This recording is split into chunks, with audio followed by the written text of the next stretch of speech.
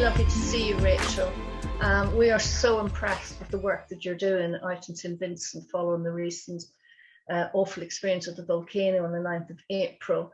And we just want to say thank you so much for taking time to talk to us, because I know how busy you are in terms of the work you're doing with people, you know, friends, colleagues, family, neighbours in your area. So if you wouldn't mind, and if you're okay about that, to maybe share with us almost your first experience, your first reaction, or what actually happens, and where were you? Were you in your bedroom? Were you in sleep?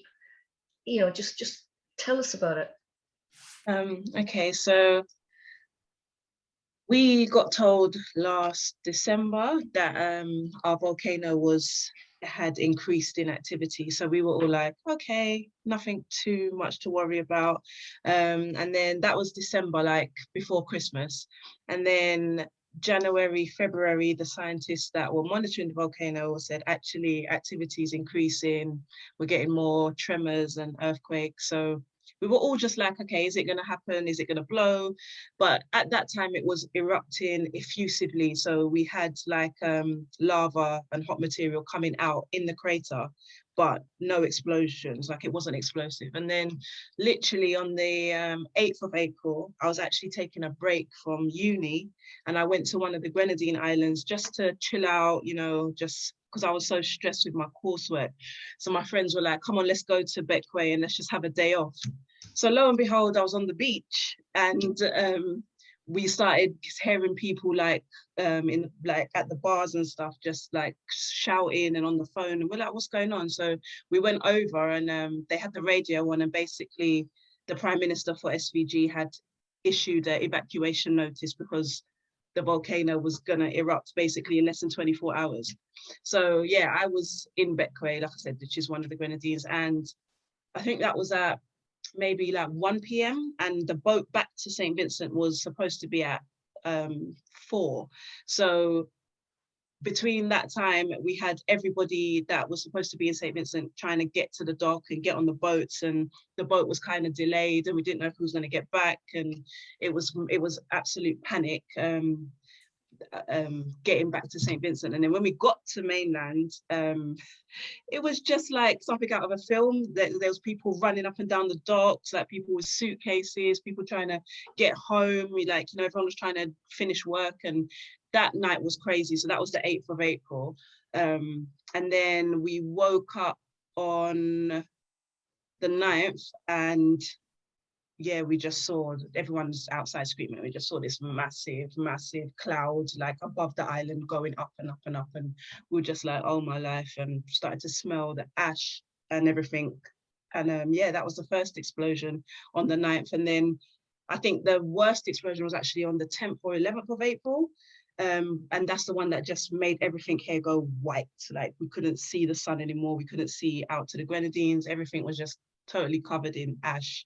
Like literally like at Christmas, like it snowed ash, everything from the trees, the puppies, the dogs, the turtles, everything was covered. So it was like, that was so scary for me, because I in the back of my mind, I thought that the volcano actually wasn't going to blow, and it was just going to carry on erupting effusively, and there wasn't going to be any drama, you know, because we was already in a pandemic, and I was like, you know, we can't have a volcano as well. This is ridiculous.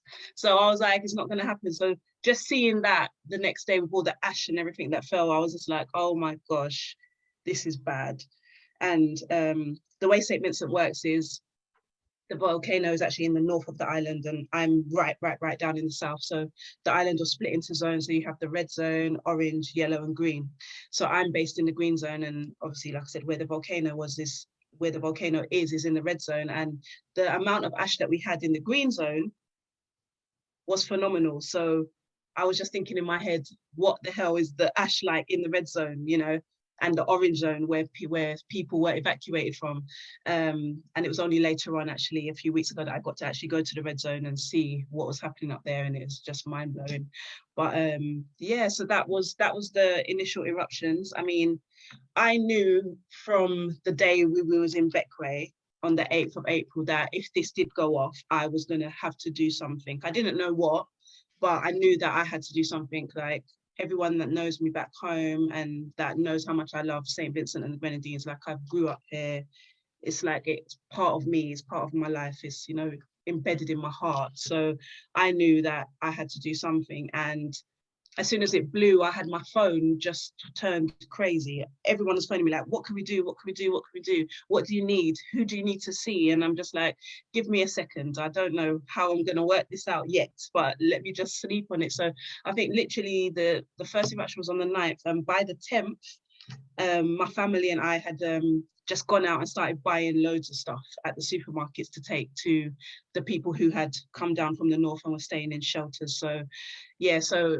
going back, everybody in the red zone, the north and the orange zone, were brought down to the south and put in shelters. So all the schools, churches, any community centres were all converted, and they still are now emergency shelters where people are staying. So yeah, on the 10th we just went out, and it started off as, okay, supermarket sweep kind of thing, you know, grab all the pasta, the rice, toiletries, pads, nappies, and let's take them to the closest shelters. And I mean, my Twitter started gaining a lot of traction. Like, people started messaging me, news people, BBC, Loose Women and Channel 4 and all of these reporters from France and Cuba, and I was just like, what is happening? But my social media just went crazy.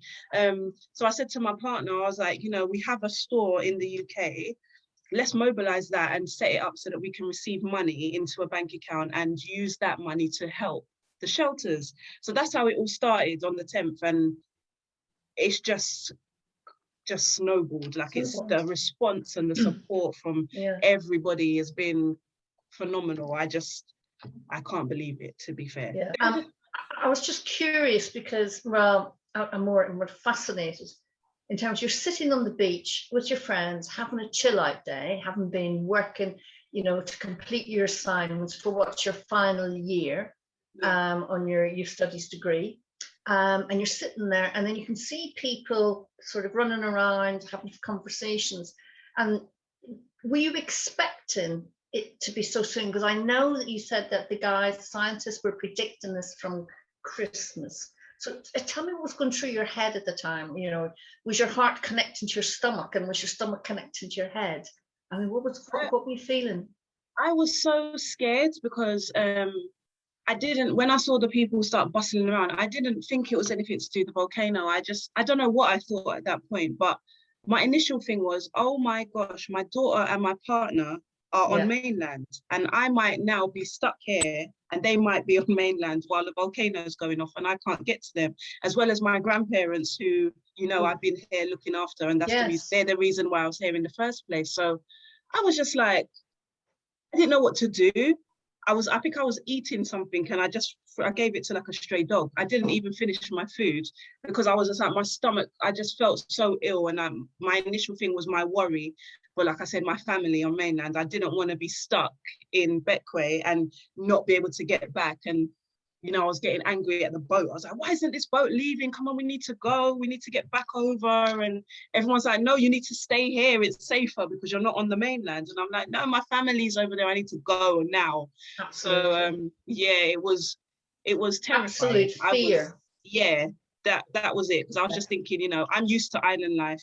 My daughter and my partner are not used to island life. I know that I can get through whatever because I've grown up here, but they've grown up in England, and I don't know how they were going to get through a volcano, you know. So yeah, I was really shaken up. I was really scared. So that boat ride was the longest 45 minutes of my life. Like, I was just like, oh my gosh, please just go fast and get me back. And, you know, I think the fear was so much on the boat, but then when I got off, and like I said, I saw everyone it was literally like Armageddon film, you know. You see people with their carts running up this way and people trying to get their stuff and go, and it was crazy. It was really crazy. I mean, and that, to me, talk about the lived experience, that is abject fear. And I think at that stage, all you wanted to do was to see your daughter, to see your partner, and your grandparents, and go, oh my God, are they okay? And sort of desperate. So how far was it then from the boat when you got onto the mainland to where your house is and your family? I mean, on a good day, that drive would be 20 minutes. That day it took 4 hours because it was, Of course, there's so much movement, so much and trucks people. and people coming down, because by that time as well, remember that was the announcement was at like 1 and I got back on mainland at about 5 or 6. So by that time you had everybody coming down through town, through Kingstown to the shelters. So you had like how the island is like this, everybody was coming down here. So you had all the traffic coming through town, which is at the bottom, and trying to get to their respective safe places and whatever not. So it was just horrendous. You had, I just remember seeing like cows and horses on the back of trucks, and like sheep and goats, and it's people carrying their chickens and stuff. You know, this is people's livelihoods. So, you know, people had run with a bag and like their livestock. It was so crazy. Yeah, I wish I had like a GoPro on my head to actually have filmed that, because it was just, it was a film, it was a movie, it was literally, it was. Oh my word. Wow. And then it all starts to kick into action, you know, Rachel, you know, at her best. Yeah. Because I know you, and I know what it's like, because I've known you for the past 3 years. You know, you can always rely on Rachel sort of to jump in and say, right, okay, this is what we need to do. So I had every faith in you, but we were all really, really worried. Yeah. I mean, oh my God. Yeah. I think the first 5 days of eruptions was the worst, because we just didn't know what the hell was happening. We had no water, we had no electricity, there was no light, like, because the sky was just ash. And I mean, like, this is my ginger ale bottle now. This is what I had to wash with for a whole 24 hours. Like, that was my bath water. That's how we had to ration, you know. It wasn't even a 2-litre bottle of water that we had. And you got to think we was out in the ash helping, and then we had no water to wash with when we got home. So it was just like the bathrooms were like black with ash and soot, and, you know, I think that time... I remember the conversation you and I had, because I rang you and you're going, I knew it was going to be you. And yeah. And you says, oh yeah, I'm standing in ash. Yeah. And it was up over your ankles. Yeah. Oh my word, Rachel, you know, what's happening? What can we do? You know, are you safe? Is the family safe? You know, I mean, I think you were reassuring, you were trying to reassure me. Yeah, you know, was and I'm in London. I was like, yeah, I'm fine. I'm okay. Like, I think that obviously being at uni and doing this course as well, I was already, like I said, from when it kicked off, I knew that something had to happen. I knew. And I think if I didn't step up and really get moving, I would have just gone crazy, because I was thinking to myself, oh my days, I have never applied for an extension, mitigating circumstances. How am I going to finish this degree now? I've got a volcano here going off, and I've got a group project to do with Belinda, you know. I just remember being on the phone to the girls, and I was just like, I can't do this, guys. I've got no water. I can't do anything. Like, I was literally like bawling my eyes out to my group. And they were like, don't worry, we've got this, mate. Just stay alive. And I was just like, oh, like, it was so horrible. I mean, that first 5 days, the first week actually, because I mean, the volcano, it started erupting on the 9th of April, and the last eruption we had was on the 22nd. So we were just sort of that time, and I think the water came back around like the 18th. So we didn't have water for ages, and even now we can't drink the water from the tap, and that used to be the best water you've ever had, from the tap. I mean, it's just spring water, so it just tastes so nice. And now, you know, it's just, we have to have bottled water. I've had my family sending me like my smart water in barrels and stuff like that, because we can't drink any pipe water. But I mean, I remember actually when we rang you from class, and we had Pastor Bumi in our group.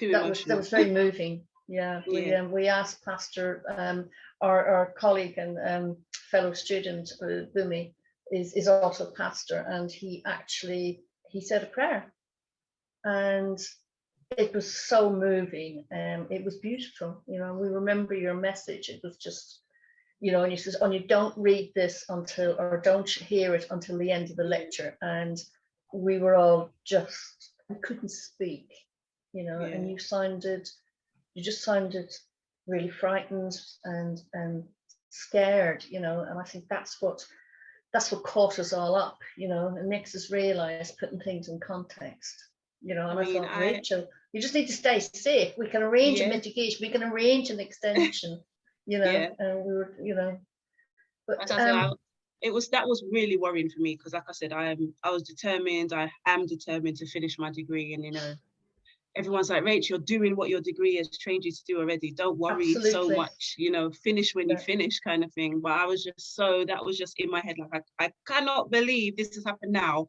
Third year, dissertation, final projects, and now volcano. And then we had flooding, and I was just like, oh my God, I can't do this anymore. Yeah. Well, we had every faith in you.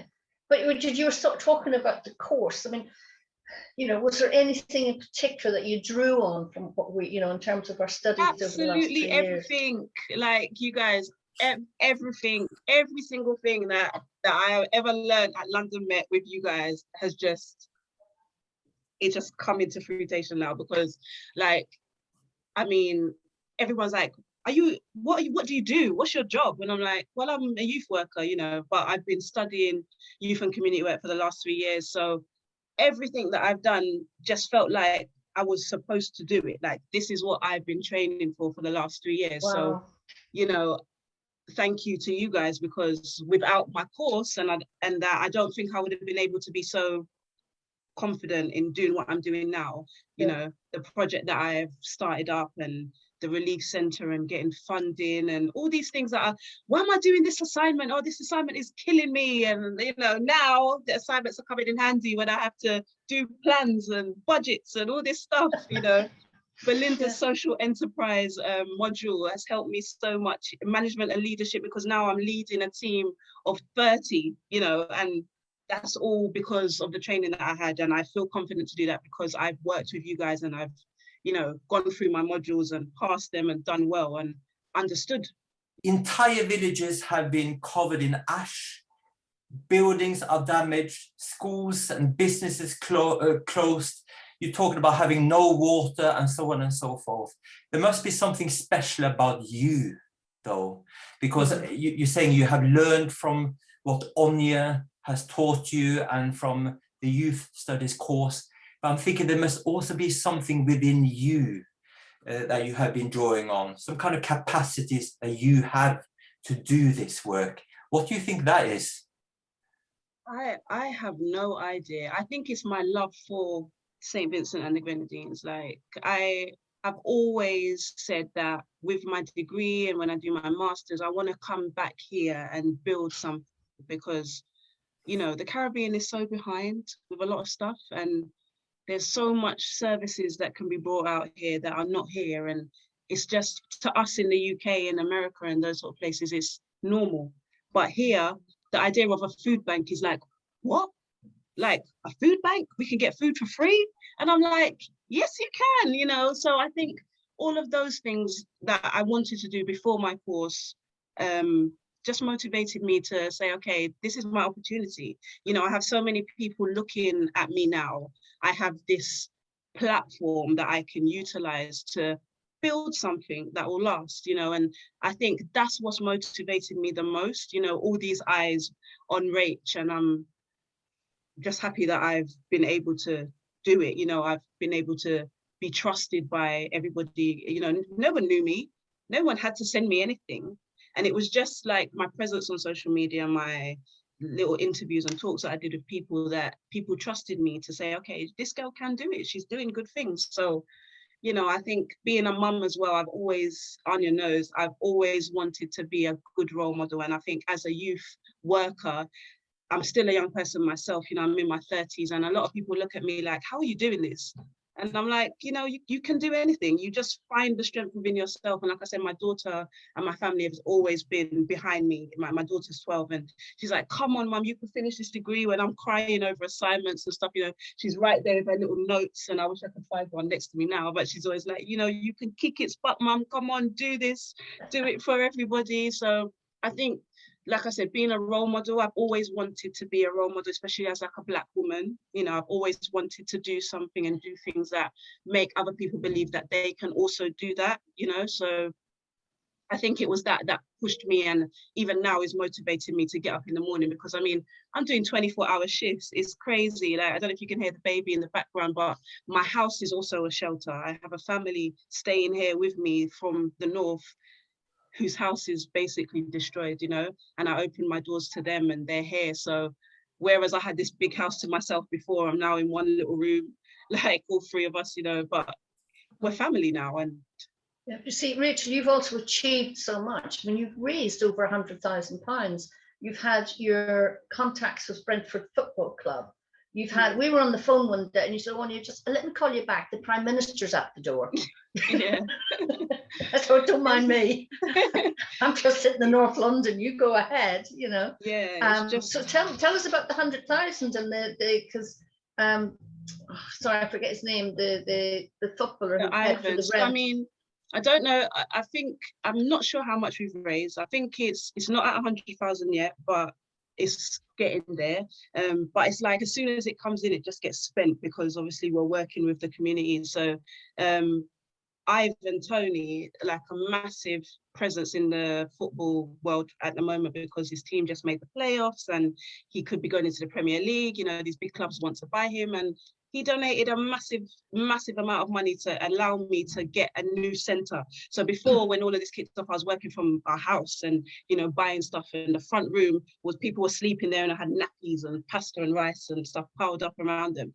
And his donation allowed us to go and get a massive premises where we're operating from now. And I mean, we've got people walking up to the doors and saying, can you help me? I'm an evacuee. Can I get some food? Can I get some rice or Pampers? And a lot of it is stuff for kids. A lot of people here don't have the necessities for their kids. And you know, that's crazy. So with the money side, we've raised, like I said, close to going up to that, but I'm still in shock that people actually just said, yeah, I'm going to send you money. We've got people doing fundraisers. I mean, we had a group do this spin event. They span on the bikes for 12 hours last week, Friday, and they raised 12 grand. And I'm just like, that's coming to us. And I'm just like, it's just mind blowing, because you're like, you guys did this for us, like this tiny island in the Caribbean that no one knew about. And, you know, everyone's just stepping up and doing all these things. We've had DJs doing like 48-hour sets, and you know, all the fundraisers, people baking cakes and walking around North London. And I mean, we've had another group in England called Help SVG UK, who have started their own process, and what they're doing is sending down containers of donations. So as well as the money that we're getting in, we're getting these massive containers, which we've got one on Friday, full of stuff to distribute to these people that need help. And you know, this is what I've done. This is what I've started. And I'm just praying going forward that this can stay, you know, and we can just keep it going. I think it's brilliant. But I think also I read the article. Newspaper, yeah. Yeah, from the newspaper. And you were raving about the young people and about how impressed you were. And I think, you know what, to hear the positive side of our young people, I think, oh my God, it's like music, isn't it? Do you want to tell us a little bit more about the involvement with you? Yeah, I mean, with the Relief Centre, it's so big. I wish I was there now so you could actually see it, but like I said, I had to do my assignments today. But it's massive, and I was like, how on earth are we going to get this done? Like, who's going to come here and work? And I just thought to myself, hold on, with my Twitter and Instagram, and also I know so many young people, and I just said, you know, put out a message saying we need volunteers. And I've had over 50 young people from St Vincent come out with their cars, you know, their friends, and they've been packing boxes and emptying the containers and taking the stuff out. And they do it because, you know, they love doing it, they love volunteering, and they love the vibe that I've created at the centre. You know, there's music, there's a little bit of, there's food, and they just come in, they're not getting paid. Like I said in my article, they're not getting paid, and they just come and they literally smash it out the park. I'm so proud of them. And these are like 18, 19, 20-year-olds, you know.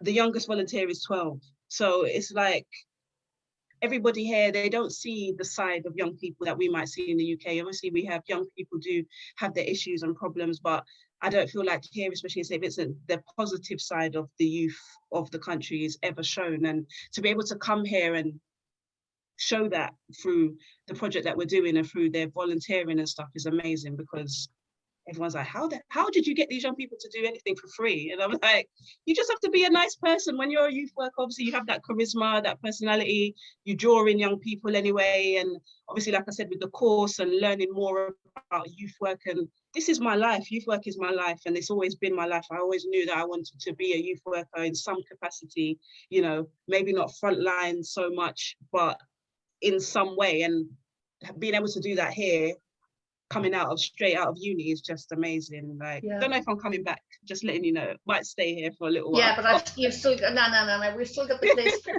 We're keeping the place for you on the masters. Oh, thank you. Yeah, that's there.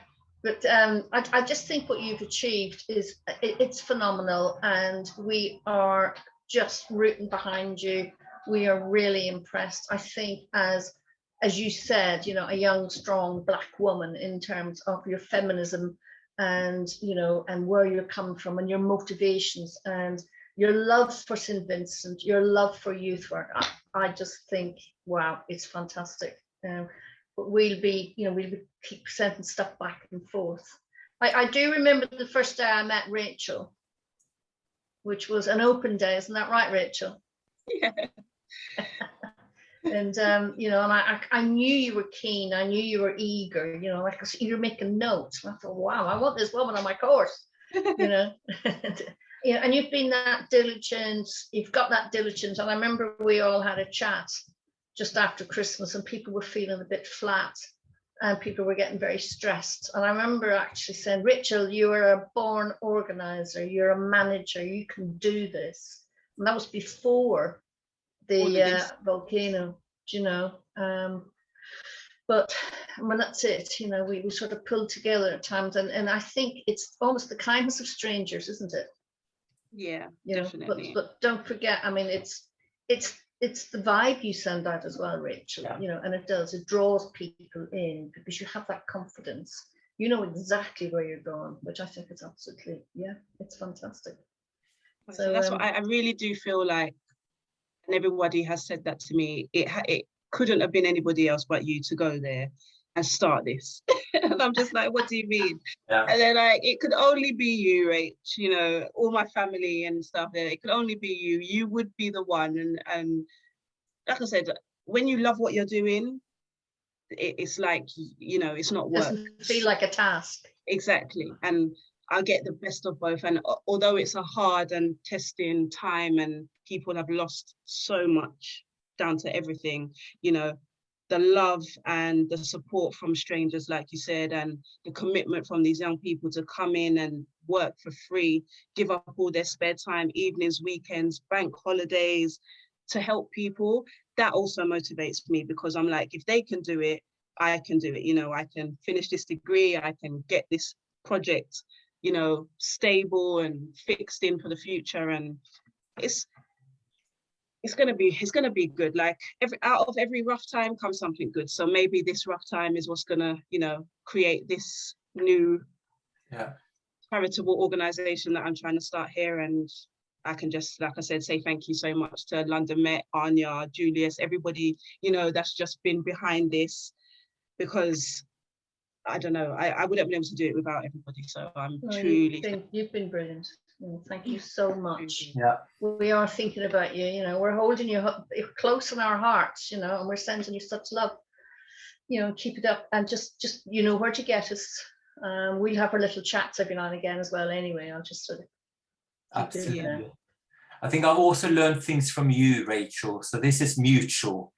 You know, we learn a lot from this process as well. I don't know if I could ask a very quick question, because I'm really curious. You, of course, know a lot about youth and community work practice. You are very organized. So I'm just wondering, are you able to plan ahead during this chaotic time? Or are you sometimes in situations where you solely have to rely on your instinct? I mean, it's a bit of both. In regards to like what's happening now, like with the volcano, we don't know what's going to happen. So that's very much, you know, I have to rely on my instincts and stuff. But I'm still trying to plan ahead. And like I've registering the business here and speaking to the officials and all of these things, you know, to set up this foundation. And everyone's just looking at me like, you really want to do this? And I'm like, yes, you know, yes. So yeah, I'm definitely planning ahead still, but I'm ready to have to jump out of that and get into action again, if, you know, because like I said, this volcano is still active, still steaming. We don't know if it's going to go off again. I pray to God that it doesn't, because I cannot go without my shower again for too long. That was traumatic. So yeah, I mean, it's taught me a lot about myself. And I just know that after this, nothing is bad. I mean, you know, we have struggles in the UK, but no way. Like, if I can live for a volcano, no water, floods, you know, landslides and all this stuff, everything else is a walk in the park. So yeah. Amazing. Oh, Rachel, thank you so much for giving us time today. We really appreciate it, you know, and I think, you know, the rest of your fellow students, they're going to be so delighted to see the see this interview, and it's, you know, it's good for them to know that you're there and you're still, you know, you're going for it. You're just being Rachel.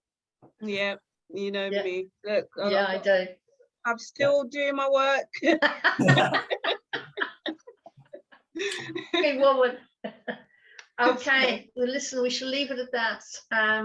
Again, thanks from the bottom of our hearts, and you know, we love you to bits, and we're just we're so proud, so impressed. Yeah, we'll be in touch. Thank you to everybody on the uni side as well, because like I said, without you guys and without the course, I definitely wouldn't be sitting here talking to you about this. That I would have been back in the UK. Like, forget that. I would have volcano about. So thank you guys very much. I really, really appreciate the lessons and stuff that I've learned from you guys. No worries.